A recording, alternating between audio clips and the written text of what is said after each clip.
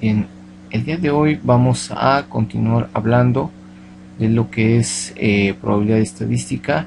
El tema del día de hoy es álgebra de conjuntos y vamos a trabajar con las propiedades del álgebra de conjuntos, basándonos en las operaciones de unión, intersección y diferencia, las cuales pues ya habíamos mencionado anteriormente. Y bueno, estas propiedades, estas operaciones, perdón, definen algunas propiedades importantes, como son la propiedad conmutativa, la propiedad asociativa, la propiedad distributiva, la propiedad del elemento neutro, propiedad de identidad, etcétera. Y bueno, pues vamos a comenzar. Primero que nada, vamos a definir lo que es un conjunto universal y ya posteriormente veremos las reglas del álgebra de conjuntos, que son la idempotencia, elemento neutro, propiedad conmutativa, etc. Bien, primero, ¿qué es un conjunto universal y cómo se representa? El conjunto universal es aquel que incluye todos los elementos. En este caso está señalado en un color amarillo. Aquí están todos los elementos, las primeras letras del abecedario, el alfabeto latino. Y bueno, aquí se representa por medio de un rectángulo. Vemos que estos mismos elementos que están en amarillo, pues aquí se encuentran adentro del rectángulo, un poco dispersos, no llevan un orden específico. Y acá a un costado tenemos estos dos conjuntos A y B, con los elementos repetidos D y E, que formarán lo que es la intersección. Para que esto nos quede un poquito más claro, colocamos el conjunto A y el conjunto B dentro de sus respectivos diagramas de Venn, diagramas circulares, ¿no? Aquí está. Y efectivamente en el centro, en el cruce de los dos conjuntos, se colocan los elementos repetidos, que son el D y el E. Observamos que hay elementos como el H, el I, la A y la J que no se colocan adentro. ¿Por qué? Porque no pertenecen a ninguno de estos dos conjuntos, pero sí pertenecen al conjunto universal. Bien. Aquí tenemos un panorama general de lo que son las reglas del álgebra de conjuntos, son todas estas. El día de hoy nos vamos a centrar únicamente en lo que son las de la unión, ¿sí? Y de hecho vamos a ver estas cuatro que están aquí, únicamente las cuatro primeras. Bien. El álgebra de conjuntos, bueno, primero para la unión, decimos que tenemos aquí la primera propiedad, que es la de idempotencia, donde un conjunto al hacer unión consigo mismo me vuelve a dar el mismo conjunto. Posteriormente tenemos la propiedad de identidad, donde un conjunto al hacer unión con el conjunto universal me vuelve a dar el conjunto universal. La tercera propiedad, que es la del elemento neutro, me dice que al hacer la unión de un conjunto con el conjunto vacío, pues nos vuelve a dar el mismo conjunto. Y finalmente la de la propiedad conmutativa, que esta lo único que nos dice que es que el orden no importa. Si hago A unión con B es lo mismo, exactamente igual a hacer B unión con A. En el caso de la intersección, básicamente es pues prácticamente lo mismo. En el caso de la idempotencia, para la intersección me vuelve a dar el mismo conjunto. Para la identidad, si yo hago la intersección de un conjunto con el universal, me vuelve a dar el mismo conjunto. Bien. Para el caso del elemento neutro, aquí tenemos que la intersección de un conjunto con el elemento neutro, pues me vuelve a dar el conjunto vacío, puesto que no hay elementos en común entre A y el conjunto vacío. Entonces me vuelve a dar un conjunto sin elementos. Y en la propiedad conmutativa es lo mismo, no importa el orden en el que se hace la intersección. Bien, vamos a ver ahora el caso de la unión. Dijimos que se toman en cuenta todos los elementos, incluyendo los de la intersección. Aquí tenemos los elementos repetidos, como siempre, aquí en medio, con un sombreado en diagonal. Y bueno, se están incluyendo todos los elementos. Ahora, la idempotencia, vamos con la primera propiedad. Un conjunto en unión consigo mismo, pues me vuelve a dar el mismo conjunto. Y esto es fácil de entender porque aquí tenemos el conjunto A, cuyos elementos son 1, 2 y 3. Y bueno, pues vemos que 1, 2 y 3 en unión con 1, 2 y 3, puesto que se colocan todos los elementos, incluyendo los repetidos, los de la intersección, pues me vuelve a dar el mismo conjunto, 1, 2, 3. ¿Por qué? Porque 1, 2, 3 son todos los elementos y al mismo tiempo son los que se repiten. Y por lo tanto vuelve a quedar el conjunto A. Vamos a verlo de manera gráfica, que creo que aquí se va a entender un poquito mejor. Ahí está.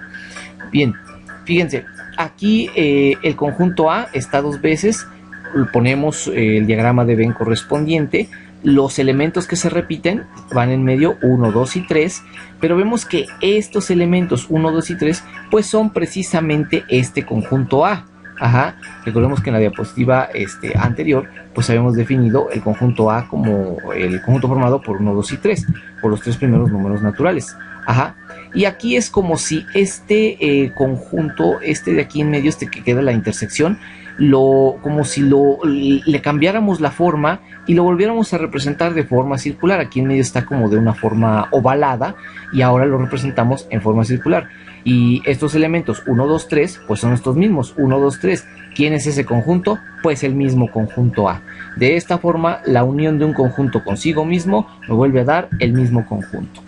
Bien, ahora vamos a ver algo importante. Tenemos los conjuntos A y B con estos elementos, los elementos repetidos, el 4 y el 5, y observamos que tenemos unos sombreados, un sombreado amarillo orientado hacia la izquierda y un sombreado en color azul claro orientado hacia la derecha. Justo en donde se cruzan los dos sombreados es donde vamos a colocar los elementos repetidos, es decir, la intersección. Repito, donde se cruzan los sombreados se encuentra la intersección. Cruce de sombreados, intersección, es decir, elementos repetidos. Esto será importante para entender las siguientes operaciones. Si ahora nos vamos a la propiedad 2 y tenemos que el conjunto A en unión con el universal nos vuelve a dar el conjunto universal, esto se debe a que el conjunto A tiene como elementos 1, 2 y 3 y el universal 1, 2, 3, 4 y 5.